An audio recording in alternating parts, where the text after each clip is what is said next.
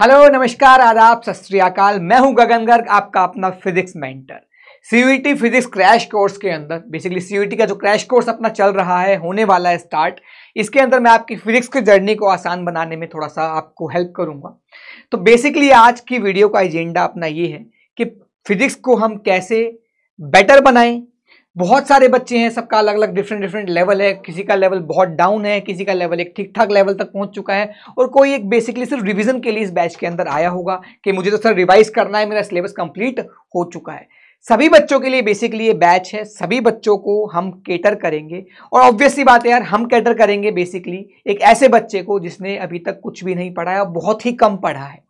अगर हम उस बच्चे को पढ़ा सकते हैं तो डेफिनेटली जिस बच्चे को पहले से सब कुछ आता है तो भाई वो तो कर ही डालेगा। तो यार इस वीडियो के अंदर दिल से दिल की बात करेंगे एकदम, है ना, कि किस तरीके से हम अपने इस सब्जेक्ट को स्ट्रॉन्ग कर सकते हैं। जितना मेरा पिछले 6-7 साल का अनुभव है उसके अंदर आपको बताया जाएगा कि उस चीज को हम यूटिलाइज करके, या टाइम कम है, क्योंकि सबसे बड़ी बात क्या है, अपने पास टाइम कम है तो घबराना नहीं है। टाइम कम है, सच्चाई है, सबके लिए इक्वल सच्चाई है कि टाइम अपने पास कम है। तो इस कम टाइम में हम अपने सब्जेक्ट को बेटर कैसे बनाएं, इस वीडियो के अंदर हम वो वाला पार्ट कवर करने वाले हैं। जैसा कि आप देख सकते हैं, CUET physics strategy to score full marks. अब बात है यार फुल मार्क्स, तो यार देखिए ये होता है सब्जेक्ट टू स्टूडेंट, कि भैया बच्चे का लेवल क्या है और बच्चा कितना डेडिकेटेड है। अब इस बात में मैं आपके ऊपर आपकी कहानी छोड़ता हूं कि आपका अभी तक क्या लेवल है वो भी आप ही जानते हो, और आप कितनी मेहनत कर सकते हो वो भी आप ही जानते हो, है ना। लेकिन एक टीचर यहां पर, ये तो मैं फिजिक्स की बात कर रहा हूं इस वीडियो के अंदर, बट हर एक सब्जेक्ट में जो भी टीचर आपको पढ़ाएगा वो इस तरीके से पढ़ाएगा कि आप फुल मार्क्स ला सको, क्योंकि पूरा का पूरा सिलेबस कंप्लीट कराया जाएगा इस बैच के अंदर। हर एक डोमेन सब्जेक्ट का, हर एक सब्जेक्ट का बेसिकली आपको सिलेबस कंप्लीट कराया जाएगा, तो छूटेगा कुछ भी नहीं। अब पढ़ना आपके हाथ में। अब कैसे पढ़ना है सर, कैसे 30 दिन के अंदर, 40 दिन के अंदर, 30, 35, 40 दिन जो भी बचे हुए हैं, इसके अंदर हम अपने टाइम को यूटिलाइज करें, इसके बारे में थोड़ी थोड़ी बातें करते हैं। छोटी सी वीडियो रखेंगे ताकि आपका ज्यादा टाइम भी ना ले, और आप थोड़ा सा एक प्रिपेयर हो जाओ कि हाँ यार मुझे आने वाले 30 दिन ये मेहनत करनी है। तो मैं आपको बोल रहा हूं कि पूरा दिल से दिल की बात होगी। मैं सोच के नहीं आया क्या बोलना है, जस्ट जो जो रिक्वायर्ड था डेटा वो मैं लेके आ गया हूं, बाकी मैं कुछ नहीं सोच के आया हूं। तो आपके साथ जो भी मन में आएगा वो आपके साथ बातें होंगी, ठीक है। चलिए, तो सबसे पहले मेरा इसमें पॉइंट ऑफ व्यू क्या है बेटा, कि बहुत सारे बच्चे ऐसे हैं जो अभी अभी 12th का एग्जाम देके आए होंगे, है ना। तो 12th के एग्जाम के अंदर खास करके फिजिक्स अब की बार थोड़ी सी टफ आई है, थोड़ी सी क्या बच्चों के हिसाब से काफी टफ आई है अगर देखा जाए तो, बोर्ड्स के हिसाब से। तो जो भी बच्चे सीबीएसई बोर्ड्स जिन्होंने दिया है, उनके काफी सारे बच्चों का थोड़ा सा मोरल डाउन हो गया कि हाँ यार मेरा फिजिक्स अब की बार अच्छा नहीं गया। तो यार हो सकता है आपका फिजिक्स अच्छा ना गया हो, पर इसका मतलब ये नहीं है कि जो आपने फिजिक्स के लिए मेहनत की वो खराब चली गई, क्योंकि आपका सिलेक्शन, आपका यूनिवर्सिटीज में जाना सीयूईटी एग्जाम के ऊपर डिपेंड करेगा, बोर्ड्स के ऊपर डिपेंड नहीं करेगा। ये बात आप अच्छे से जानते हो। तो अभी भी गाड़ी की स्टीयरिंग अपने हाथ में है और अभी भी कंट्रोल हमारे हाथ में है। तो भैया दो टाइप के बच्चों की मैं अगर बात करूं, एक ऐसे जो 12th बर्बाद वाले हैं वर्सेस ऐसे जो 12th आबाद वाले हैं जिनका 12th अच्छा है, उन दोनों की बातें मैं करता हूं, है ना। तो अगर मैं बच्चे बात करूं आपके पास कि भाई 12th किसकी बेटा, जिनका 12th आबाद है, आबाद का मतलब जिनका 12th अच्छा है, उनके लिए क्या क्या खुशखबरी है और उनको कैसे क्या पढ़ाई करनी है। तो जिनको लगता है कि मैंने 12th में पूरी मेहनत की थी, अब उस बात को छोड़ दो कि 12th का एग्जाम कैसा गया, खराब गया, क्योंकि पेपर भी टफ था, तो टेंशन मत लो, सबके लिए ही टफ था। कम नंबर आएंगे, सबके ही कम आएंगे, टेंशन मत लो। अब जो हाथ में बचा है, जो असली सिलेक्शन का एग्जाम है आपका, वो अभी बाकी है और उसके लिए टाइम भी बाकी है। तो बेटा 12th आबाद वाले बच्चों के लिए मैं सबसे पहले एक अच्छी बात यह है कि 80% सिलेबस जो सीबीएसई का था वही सीयूईटी का रहने वाला है। तो सर 100%, बाकी 20%? हाँ, 20% सिलेबस ऐसा है जो हमें एक्स्ट्रा पढ़ना है, जो कि सीबीएसई के सिलेबस से डिलीट हो चुका है। तो बेटा याद रखना, आपका 80% सिलेबस आपने क्या कर लिया बच्चे, आपका कवर कर चुके हो आप, है ना। 80% सिलेबस आपका क्या हो चुका है बेटा, आपके पास कवर हो चुका है। मैं उन बच्चों की बात कर रहा हूं बेटा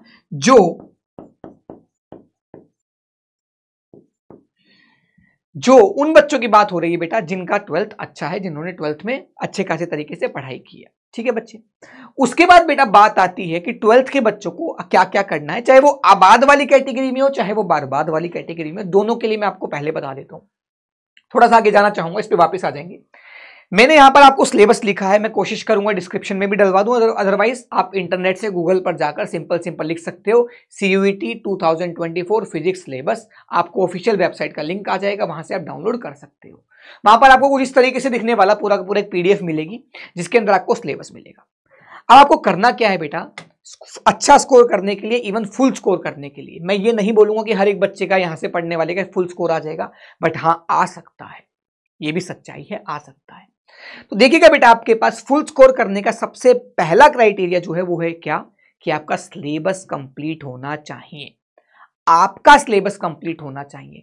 टीचर कंप्लीट करा रहा है और आप कंप्लीट कर रहे हो, इस बात में जमीन आसमान का फर्क है। जो भी टीचर क्लास में पढ़ाएगा वो आपको फुल फोकस तरीके से पढ़ना होगा। रीजन, क्योंकि टाइम बहुत कम है, आप इन चीजों की बार बार रिवीजन नहीं कर पाओगे। आपका एक दिन में लगभग 2 सब्जेक्ट, लगभग क्या आई गेस 2 सब्जेक्ट होने वाले हैं और एक सब्जेक्ट की क्लास 3 से 4 घंटे चलने वाली है। तो मैं एवरेज 3.5 घंटे की एक क्लास मानूं तो भी आपका 7 घंटे की क्लास आप पर डे अटेंड करने वाले हो। तो आपको क्या लगता है उसके बाद आपकी कितनी हिम्मत बचेगी? आप ज्यादा से ज्यादा उसके बाद 2, 4, 5 घंटे, मतलब बहुत ज्यादा डेडिकेटेड स्टूडेंट होगा तो वो दिन के 12 घंटे पढ़ पाएगा। तो मैं मानता हूं कि 8 घंटे की अगर क्लास हमने ले ली तो उसके बाद 4 घंटे ही उसके पास पढ़ने के बचेंगे। तो इसका मतलब बेटा, आपको प्रैक्टिकलिटी को दिमाग में रखते हुए ध्यान में रखना है कि हर एक टॉपिक जो पढ़ाया जा रहा है क्लास के दौरान ही उसको ऐसे पढ़ो कि जैसा कि आखिरी बार पढ़ रहे हो। इसके बाद आपके पास रिवीजन का टाइम नहीं है। बात क्लियर है? ताकि आप बचा कुचा टाइम जो बचेगा अभी उसको आप क्वेश्चंस में ही यूज करो, क्योंकि आप बार बार थ्योरी रिवाइज करोगे उससे कोई फायदा नहीं होता है, टू बी वेरी ऑनेस्ट, है ना बच्चे। तो आपको करना क्या है, पहली बात तो ये, जो तू टिकटॉक नहीं, सिलेबस की बात हो रही है यहां पे। तो देखिए बच्चे, यहां पर क्या है, जो भी सिलेबस है इसमें आपको शायद क्लियरली ना दिखे, और दिख रहा है तो बहुत अच्छी बात है, यहीं पे आपका कवर हो जाएगा। अदरवाइज बेटा आप इसको डाउनलोड करके अपने पास हमेशा रख लेना, और पेपर हो सके तो बिल्कुल अपने आसपास कहीं चिपका लो इसको। अब जो भी मास्टर, टीचर, मैम, सर, भैया, दीदी, जो भी यहां आपको पढ़ा रहा है, आपको एक चीज मेक श्योर करनी है, इंश्योर करने हैं कि क्या मेरे सारे टॉपिक्स कवर हो गए या नहीं हो गए। पहली बात तो टीचर हर एक टॉपिक कवर कराएगा। इन केस कोई एक आधा टॉपिक गलती से टीचर से रह जाए तो आपकी जिम्मेदारी है कि आपको इतना अवेयरनेस होना चाहिए कि आप बता पाओ टीचर को कि सर या मैम ये टॉपिक हमारा रह गया, प्लीज करा दीजिए। उसके लिए आपको सिलेबस सबसे पहले पता होना चाहिए। भैया यहां से कहीं जाना है, मान लो मुझे यहां से मुंबई जाना है, तो मुझे रास्ता तो पता होना चाहिए ना भाई, तभी तो जा पाऊंगा ना। तो सिंपल सी बात है, अगर आप किसी एग्जामिनेशन की तैयारी कर रहे हो तो उसका सिलेबस तो आपको पता होना चाहिए। आपको कुछ नहीं करना, आपके दिमाग में ये नहीं होना चाहिए मैं कौन सी किताब से पढ़ूं, कहां पढ़ूं, क्या नहीं पढ़ूं, इतना टाइम ही नहीं है भाई। आपको केवल बैच से पढ़ना है, आपके पास उससे ज्यादा टाइम नहीं। खासकर फिजिक्स में तो मैं आपको ये बताऊं कि बैच में जितना मैं पढ़ाऊंगा वो मोर देन सफिशिएंट होगा। हाँ, बट आपको क्वेश्चन प्रैक्टिस और ज्यादा करनी होगी, क्योंकि वो कभी सफिशिएंट नहीं हो सकती है ना। उसमें हम ये नहीं बोल सकते सर मैंने 50 कर लिए क्या इनफ है, सर मैंने 100 कर लिए क्या इनफ है, क्या मैंने 150 कर लिए क्या इनफ है। कोई इनफ की कोई डेफिनेशन नहीं है, जितने ज्यादा कर पाओ उतने ज्यादा करो, है ना बेटा। तो बेटा सिलेबस की अगर मैं बात करूं, अब दिक्कत क्या है कि CBSE के अंदर जो अपना बोर्ड का सिलेबस था उसमें कुछ टॉपिक्स रिमूव हो चुके थे, बट CUET में कुछ भी रिमूव नहीं हो रखा। CUET के एक्स्ट्रा टॉपिक आपको और अच्छे से पढ़ने पड़ेंगे। मान लो आपका बोर्ड्स अच्छा हो रखा है, बोर्ड्स में आपको सब कुछ आता है, लेकिन जो एक्स्ट्रा पार्ट है वो तो जरूर आपको ध्यान से पढ़ना ही होगा। जैसे कि बेटा अगर मैं बात करूं आपके पास यहां पर भी, किसके अंदर बेटा, अगर मैं बात करूं आपके पास इस इलेक्ट्रोस्टैटिक्स में, यहां पर जो चैप्टर के नाम है वो आपको NCERT के अकॉर्डिंग नहीं मिलेंगे। यहां पर यूनिट वाइज डिस्क्राइब कर रखा है। जैसे पहले दो जो चैप्टर है उसको इलेक्ट्रोस्टैटिक नाम से कवर कर दिया, यूनिट 1 डाल दिया, राइट। तो यूनिट 1 के अंदर भी कुछ टॉपिक्स ऐसे होंगे जो शायद बोर्ड से हट गए हों, पर मतलब CBSE बोर्ड से हट गए हो, पर CUET के अंदर नहीं हटे। जैसे मुझे याद आ रहा है वेन डी ग्राफ जनरेटर वगैरह जो है वो बोर्ड से हट चुका है, पर CUET के अंदर है। तो आपको चिंता तो वैसे भी नहीं करनी, चाहे हटा हुआ है चाहे लगा हुआ है, सीयूईटी का पूरा सिलेबस आपको बैच के अंदर कराया जाएगा। ठीक है बच्चे, तो सबसे पहला आपको काम क्या करना है, जैसे ये वेन डिग्राफ जनरेटर, ये देखो जो अभी नाम लिया मेरे को दिखाई देगा, ये रहा, है ना। तो इस टाइप के काफी सारे टॉपिक और भी हो सकते हैं अलग अलग चैप्टर्स के अंदर जो सीबीएसई में से हट चुके थे पर सीयूईटी के अंदर हैं, तो आप उनको और ज्यादा अच्छे से पढ़ना, क्योंकि कुछ टॉपिक्स ऐसे होंगे जो आपने बोर्ड्स में पढ़े थे तो आपको आते हैं, पर कुछ टॉपिक्स तो ऐसे हैं जो आपने टच भी नहीं किए, तो उनको पढ़ना तो जरूर और इंपॉर्टेंट हो जाता है आपके पास, राइट। चलिए आगे बढ़ते हैं बेटा, आगे देखते हैं बेटा। सिमिलरली करंट इलेक्ट्रिसिटी के अंदर तो बहुत कुछ कट चुका बोर्ड्स के अंदर, और आपके पास सीबीएसई के अंदर, मतलब सीबीएसई के अंदर कट चुका, सीयूईटी में आता है। जैसे कि जी पोटेंशियोमीटर वाला जो पूरा कॉन्सेप्ट है वो बोर्ड सीबीएसई वाला हट चुका है, बट सीयूईटी में आता है आपके पास, है ना। इस तरीके से मीटर ब्रिज है वो भी हट चुका है, किसमें से, बोर्ड्स में से, पर सीयूईटी में आता है। और सब कुछ हम पढ़ाएंगे, टेंशन मत लो, है ना बेटा। तो ये मीटर ब्रिज वाला कॉन्सेप्ट हो गया, ये पोटेंशियोमीटर वाले कॉन्सेप्ट हो गए, ये सारे कॉन्सेप्ट सीयूईटी में अभी भी हैं। ठीक है बच्चे, तो मेरा कहने का मेन मकसद ये है, ये स्ट्रेटेजी वीडियो है तो इसके अंदर स्ट्रेटेजी को ध्यान में रखते हुए सिलेबस वाला तो आप डाउनलोड करके देख सकते हो, बट मेरा मानना सिर्फ इतना सा था, मेरा कहना सिर्फ इतना सा था आपके लिए कि जितना भी सिलेबस है वो आज ही इस वीडियो को देखते ही, उसके बाद खत्म होने के बाद वीडियो को सबसे पहले आप क्या डाउनलोड करोगे, सिलेबस डाउनलोड करोगे, और हो सके तो प्रिंट आउट निकलवा लेना, और जितने टॉपिक होते जाए टिक लगाते जाना, ताकि आपको कॉन्फिडेंस आए कि हाँ यार मेरे ये सारे टॉपिक कवर हो गए। और सही पढ़ने का तरीका ये होता है बेटा कि मान लो एक चैप्टर में 20 टॉपिक है, तो 20 टॉपिक पे 40, मतलब 20 टॉपिक पे हर एक टॉपिक पर 3-3 4-4 सवाल लगा लो और आपको कॉन्सेप्ट क्लैरिटी आएगी। और याद रखना बच्चे, थ्योरी सिर्फ पढ़ने से नहीं आती है, फिजिक्स खासकर फिजिक्स आती है अप्लाई करने के बाद। जब आप क्वेश्चंस में अप्लाई करोगे सीखी हुई फिजिक्स को, तभी आपको फिजिक्स आसान लगेगी, अदरवाइज आपको फिजिक्स मुश्किल लगने वाली है, ये बात सत्य है। तो आपको इस बात को ध्यान में रखना है, फिजिक्स केवल हाथ बांधकर पढ़ने से नहीं होगी, फिजिक्स में कलम घिसनी पड़ेगी।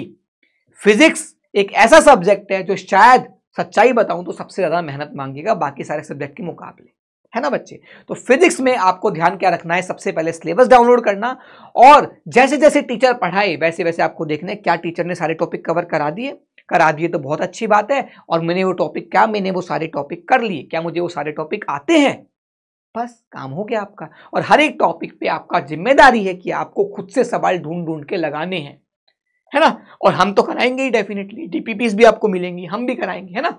चलिए आइए, तो ये सिलेबस का पार्ट हो गया। अब मेरा सिंपल सा मुद्दा क्या है कि अगले 30 दिन क्या प्लान होना चाहिए, अगले 30 दिन क्या प्लान होना चाहिए।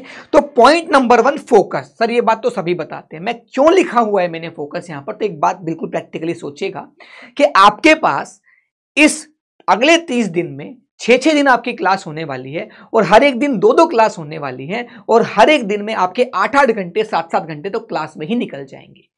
तो आपके पास हर एक दिन में एक्स्ट्रा पढ़ने का टाइम मुश्किल से 2-3 घंटे मिलेगा, राइट। तो आप अगले 30 दिन पूरा अपने आप को झकझोरना पड़ेगा एक चीज के अंदर।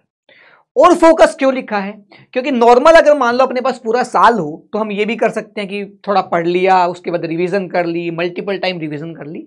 इस बार अपने को मौका नहीं मिलेगा, इस बार जो क्लास में पढ़ा वही आपका अंत है, ये मान के चल लीजिए, क्योंकि मैं प्रैक्टिकली बात कर रहा हूं। आपको रिवीजन का बहुत ज्यादा टाइम नहीं मिलेगा हर एक चैप्टर को रिवाइज करने के लिए, मतलब हर एक चैप्टर की क्लास के बाद आप बहुत ज्यादा डेडिकेटेड स्टूडेंट हो तब भी आपको 2 घंटे से ज्यादा नहीं मिल पाएंगे एक दिन के अंदर, है ना बच्चे। तो इसलिए क्लास में 1 मिनट भी इधर से उधर मत देखना, कहीं और दिमाग मत लगाना।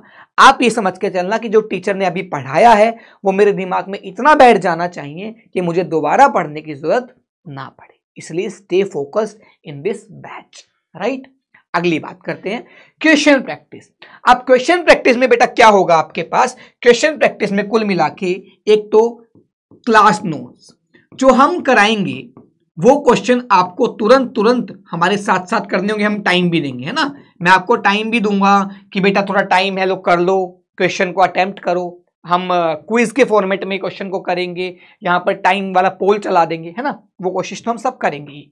तो क्लास में मान लो लेट्स से मैं एक क्लास के अंदर 40 के आसपास क्वेश्चन कराता हूं, तो 40 क्वेश्चन की प्रैक्टिस तो आपकी यहां पर हो गई, राइट। उसके बाद आपको कहां से प्रैक्टिस करनी है, डीपीपी, डेली प्रैक्टिस पेपर जो आपको क्विज के फॉर्मेट में मिलने वाले हैं, वहां से आप तैयारी करना।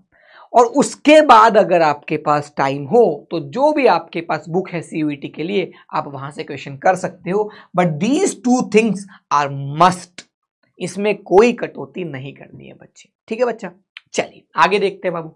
आगे क्या है, कंसिस्टेंसी। अभी मैंने आपको बताया कि आपके पास वो वक्त है ही नहीं कि आप कहीं पर भी हल्का फुल्का लीनियंसी बरत सको, ऐसा पॉसिबल ही नहीं है। अगर आपने आज फिजिक्स की क्लास छोड़ दी तो आप ये सोच के चलो कि आपका एक चैप्टर मिस हो गया पूरा का पूरा, और इवन कहूं तो 2 चैप्टर भी मिस हो सकते हैं। जैसे मैं एक दिन के अंदर हो सकता है 2 चैप्टर कंप्लीट करा दूं, है ना, क्योंकि अपने पास क्लास 10-11 ही है फिजिक्स के अंदर, 10 क्लास के अंदर पूरा सिलेबस कराएंगे। और एनसीईआरटी के अकॉर्डिंग सिलेबस देखूं तो 15 चैप्टर का सिलेबस हो चुका है अपना, क्योंकि कम्युनिकेशन भी आएगा। अच्छा एक बात और, जो सिलेबस वाली बात बताता हूं, सिलेबस में कुछ चैप्टर में वही वाला बताया कि 80% तो सीबीएसई में है ही और 20% एक्स्ट्रा है। और उसके साथ ही साथ एक पूरा चैप्टर जिसका नाम है कम्युनिकेशन सिस्टम, वो सीबीएसई के अंदर पूरा चैप्टर ही नहीं है, लेकिन सीयूईटी के अंदर है। तो हम जो पढ़ाएंगे वो पढ़ लेना, है ना बच्चे, लास्ट में पढ़ेंगे, लास्ट चैप्टर है। तो आपको कंसिस्टेंसी क्यों बोला बच्चे, क्योंकि अगर आपने एक दिन भी वेस्ट किया अपना, अगर आपने मान लो सोचा कि आज मुझे किसी भी वजह से XYZ रीजन से, मेरा बर्थडे है, मेरे कुत्ते का बर्थडे है, मेरी बिल्ली का बर्थडे है आज, किसी भी वजह से अगर आपने एक क्लास भी मिस किया आपकी, तो आपके 1 या 2 चैप्टर का नुकसान हो जाएगा। और पेपर का पैटर्न ये है कि 50 में से 40 क्वेश्चन आपको करने हैं, राइट। तो 40 क्वेश्चन में अगर मैं इक्वली भी डिवाइड कर दूं तो हर एक चैप्टर में से 2-2, 3-3 क्वेश्चन आपके बनने वाले हैं।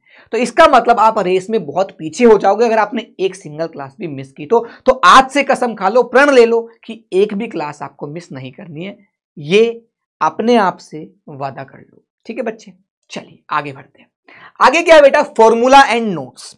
क्योंकि ये पेपर ऐसा है कि एमसीक्यू बेस्ड है, तो इसके अंदर आपको कॉन्सेप्ट आना चाहिए, साथ में लास्ट में जो फॉर्मूला है उसको अप्लाई कैसे करना है उतना भी कर लिया तो काम चल जाएगा। अब भैया कहीं शॉर्टकट तो ढूंढना पड़ेगा ना। अब हम आपको बोल दें कि बेटा नहीं डेरिवेशन भी सीख तू, तो बेटा पॉसिबल नहीं है ना 1 महीने के अंदर। तो हमें इस टाइम पर हार्ड वर्क से ज्यादा स्मार्ट वर्क करना होगा। हार्ड वर्क तो वैसे ही हो गया, जब बच्चा 11-12 घंटे पढ़ेगा तो हार्ड वर्क तो हो ही गया। अब आपको स्मार्ट वर्क करना पड़ेगा बेटा, कि आपको करना क्या है कि कोई भी चीज का जो रिजल्ट है वो आपको पता होना चाहिए, और वो अप्लाई कैसे होगा वो आपको पता होना चाहिए। अगर आपको ये 2 चीज आती हैं आपका सारा काम डन हो जाएगा। बात क्लियर बच्चे। चलिए तो नोट्स एंड फॉर्मूला मैंने क्या बोला। अच्छा नोट्स की बात, क्या सर नोट्स बनाएं, टाइम ही नहीं मिलेगा। या तो आप में इतनी कैपेबिलिटी है कि आप जो जब मैं पढ़ा रहा हूं तो साथ साथ कॉपी में लिखो हर एक चीज को, वो आप कर सकते हो।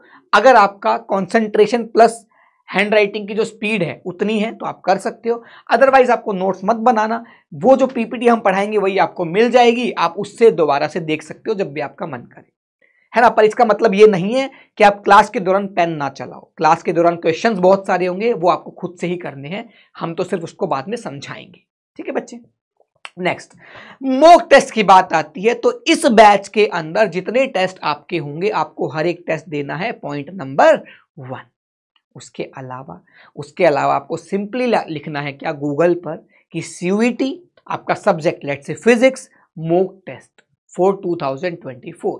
बहुत सारे लिंक्स आ जाएंगे, कहीं पर भी आपको फ्री मॉक टेस्ट मिले जाके आप उसको अटेम्प्ट करो, किसी भी XYZ वेबसाइट से, कोई बुराई नहीं है। हमारा एक मात्र कार्य क्या है, पढ़ाई करना और खूब सारी पढ़ाई करना। कहां से कर रहे हैं मैटर नहीं करता, मैटर करता है आपका सिलेक्शन। तो पहली बात तो जो मॉक टेस्ट हम देंगे वही बहुत सारे हो जाएंगे, है ना, क्योंकि टाइम कम है। लेकिन अगर कोई बच्चा डेडिकेटेड है जिसने सिलेबस कंप्लीट कर चुका है, मैं आपको एक बहुत इंपॉर्टेंट बात बताता हूं, अगर किसी बच्चे का सिलेबस लगभग सारा कंप्लीट है तो वो केवल काम की चीज देखे, ज्यादा से ज्यादा क्वेश्चन अपने प्रैक्टिस करे और ज्यादा से ज्यादा टाइम स्पेंड करे मॉक टेस्ट देने का। क्योंकि कई बार बच्चे कॉन्सेप्ट सब आते हैं पर उसका टाइम मैनेजमेंट नहीं हो पाता, क्योंकि बेटा आपका 45 मिनट्स का एग्जाम होने वाला है और 45 मिनट्स के अंदर आपको 40 क्वेश्चन अटेम्प्ट करने हैं और इवन 50 क्वेश्चन देखने हैं। 50 क्वेश्चन देखोगे तभी तो पाओगे कि मुझे कौन से 40 करने हैं। तो कुल मिलाकर मैं ये मानता हूं कि हमें 45 मिनट में 50 क्वेश्चन को पढ़ के समझ के अटेम्प्ट करना है। तो इसका मतलब अपने पास रफली एक क्वेश्चन की 1 मिनट ही है, दैट इज वेरी लेस, है ना। तो इसलिए मैं बोल रहा हूं आपको बहुत सारी चीजें ध्यान में रखनी है, बट अपने ऊपर अननेसेसरी प्रेशर बिल्डअप नहीं करना है। क्लास में जो बताया जाए उसको फॉलो करो आंख बंद करके, सेल्फ डाउट मत करना। टीचर जो बताए जिस भी सब्जेक्ट का उसको फॉलो कीजिए, ठीक है बच्चे। तो ये आपका नेक्स्ट 30 डेज का अगर आपने प्लान फॉलो कर लिया तो मैं आपको एश्योरेंस देता हूं कि आप बहुत ज्यादा अच्छा स्कोर कर जाओगे। ये एग्जाम ऐसा है जिसके बारे में बच्चे अवेयर नहीं होते हैं। आपने ये बैच खरीद कर या आपने किसी भी फ्री सीरीज से प्रिपरेशन कर आप लाखों बच्चों से आगे ऑलरेडी निकल चुके हो। अब आपको उन लाखों में भी अगर मैं बात करूं टॉप 1000s में आना है, टॉप रैंक लानी है आपको, है ना, बिल्कुल टॉपर वाला बिहेवियर अगर आपका है, एटीट्यूड आपका है, तो उसके लिए भैया थोड़ी सी मेहनत तो ज्यादा बनती है, बात है कि नहीं।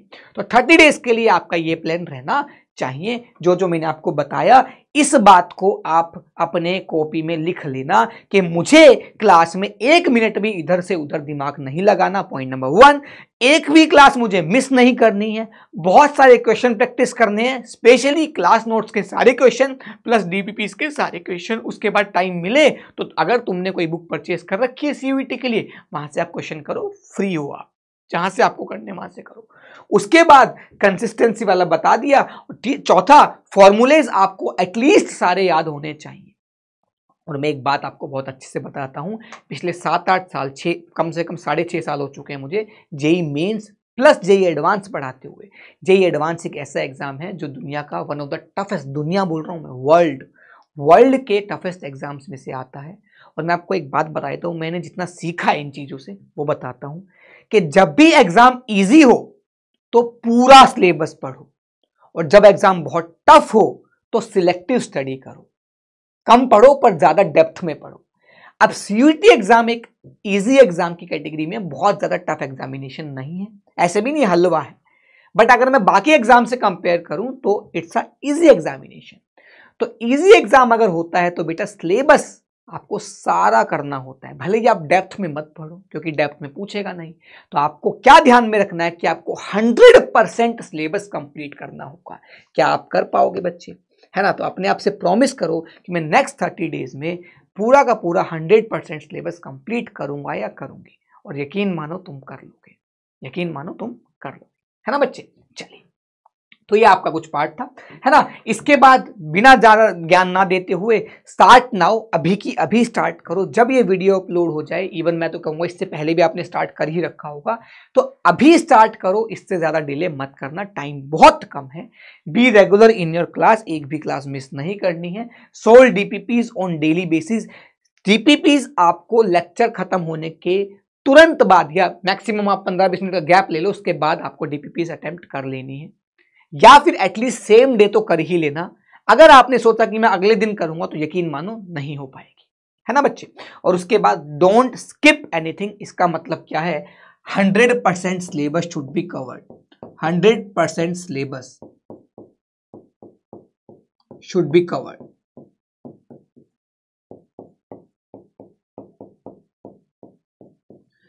कुछ भी छोड़ना नहीं है। आपको अपने बेसिस पे, अपने दम पर पूरा का पूरा 100% सिलेबस कंप्लीट करना है। जहां से मैंने इस वीडियो की शुरुआत की थी वही दोबारा बोल रहा हूं, पूरा सिलेबस डाउनलोड कर लो। एक एक टॉपिक आपको आना चाहिए, एक एक सिंगल टॉपिक आपको आना चाहिए। पढ़ाने की जिम्मेदारी मेरी है, खासकर फिजिक्स के अंदर, ठीक है बच्चे। तो आपके पास अभी से शुरू हो जाओ, लग जाओ, और आप फोड़ दोगे सच में। उसके बाद मैंने एक जो स्लाइड आपके लिए छोड़ी थी कि जिनकी 12th बर्बाद है, तो भाई साहब मैं उनके लिए यही लिख सकता हूं, डोंट वरी, है ना बेटा, don't worry, give your 100% for next 30 days।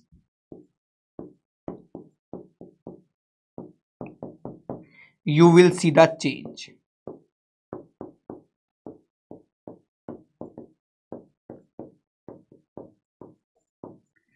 ठीक है बेटा। आप एक बात याद रखना, अगर आपने कुछ भी नहीं पढ़ा है, अगर आपने कुछ भी नहीं पढ़ा है तो आपका सिर्फ एक ही कर्तव्य है कि अगले 30 दिन हर एक दिन 11 से 12 घंटे की मैं स्टडी करूंगा, उसके अलावा मैं कुछ नहीं सोचूंगा। बहुत सारे बच्चों के मैसेजेस आते हैं, हजारों बच्चों के मैसेज भरे हुए होते हैं कि सर मैंने ये नहीं किया, मेरा वो नहीं हुआ, मुझे ये टेंशन हो गई, मुझे वो टेंशन हो गई, मेरे घर में ये प्रॉब्लम हो गई। बेटा प्रॉब्लम तो है सबके साथ, बस नजरिए की है बात, है ना, सुना होगा ना। तो भाई यही सच्चाई है कि किसी की प्रॉब्लम हो सकता है बड़ी है, किसी की प्रॉब्लम छोटी है, पर जितना ज़्यादा प्रॉब्लम को देखोगे, उसको एनालिसिस करोगे, वो उतनी ही बड़ी होती जाएगी। तो just go with the flow. आपको अगले 30 दिन सिर्फ और सिर्फ अपनी टीचर की बात मान के बैच के अंदर पढ़ना है, उसके अलावा कुछ नहीं करना। अच्छी बात आपके लिए भी यही है कि भाई पूरा सिलेबस हम कंप्लीट कराने वाले हैं, पूरा सिलेबस हम कंप्लीट कराने वाले हैं। तो आपने नहीं भी किया है तो अब कर लेना भाई, अब कर लेना। और जिन बच्चों की 12th आबाद है, जिन्होंने 12th में अच्छा परफॉर्म किया या अच्छा परफॉर्म नहीं भी किया पर उसको आता है, उसको कॉन्फिडेंस है टॉपिक्स पर, तो उसके लिए काम थोड़ा सा और आसान रहने वाला है ना बेटा। तो ये कुल मिला के मेरी कुछ बातें थी। अगर आप इन स्ट्रेटजीज को फॉलो करोगे, इन बातों को फॉलो करोगे, इवन स्ट्रेटजीज क्या, मेरा थोड़ा मन था बच्चों से कुछ बातें कर ले, कुछ वीडियो बना दे, बच्चों को हेल्पफुल हो जाए, तो यही वीडियो थी बेटा आपके पास कि कुल मिला के आपका थोड़ा समअप कर देता हूं मैं आपके लिए। तो भैया फटाफट से समअप अगर मैं करूं तो भाई समअप की कहानी सिर्फ इतनी सी है। ये जो बातें थी बिल्कुल जो मन में आया वो मैंने आपको बताया, जो मेरा एक्सपीरियंस है पिछले कुछ सालों का वो आपके साथ शेयर किया कि भाई आपको कुछ नहीं करना। सबसे पहले सब्जेक्ट जिसकी आप तैयारी कर रहे हो उसकी आप पीडीएफ डाउनलोड कर लो। जैसे कि फिजिक्स के अंदर आप सिलेबस की पीडीएफ डाउनलोड कर लो, हो सके तो प्रिंट आउट निकलवा लो। जैसे जैसे टीचर पढ़ाएगा टॉपिक सारे कवर कराएंगे, तो हर एक टॉपिक को आप क्या करो, टिक मार्क करते रहो। और आपके दिमाग में ये बात होनी चाहिए कि क्लास में मैंने एक टॉपिक पढ़ा कूलम्ब्स लॉ, तो मुझे कूलम्ब्स लॉ को जिंदगी में दोबारा पढ़ने की जरूरत नहीं पड़े, मैंने इतना पढ़ लिया कि अब मैं एग्जाम में इसको कर लूंगा। ठीक है जी, ये था आपका सिलेबस वाली बात कि सिलेबस आपका पूरा का पूरा 100% कवर करना है। एग्जामिनेशन इजी है, कई बार डायरेक्ट क्वेश्चन पूछता है, अगर आपका सिलेबस में आपने कहीं वो चीज देखी भी हुई होगी तो आप 90% चांस है कि वो क्वेश्चन कर लोगे। इसलिए स्किप कुछ भी मत करना, है ना, क्योंकि पेपर आसान है। डोंट वरी, अगर आपको सिलेबस आता है तो 90% आपकी प्रोबेबिलिटी है कि आप उस क्वेश्चन को कर लोगे। उसके बाद मैंने आपको बताया कि आपको हर एक क्लास में फोकस रहना है, क्योंकि आपको उस चीज को बार बार पढ़ने का टाइम नहीं मिलने वाला है। शायद जो आप क्लास में पढ़ो वो क्लास में ही पढ़ पाओगे, उसके बाद शायद रिवाइज भी ना कर पाओ, तो इसलिए टाइम बहुत कम है। तो स्टे फोकस्ड। एक दिन की क्लास भी छोड़ना इसका मतलब आपके 2 चैप्टर का लॉस होना, तो किसी भी क्लास को आपको स्किप नहीं करना है।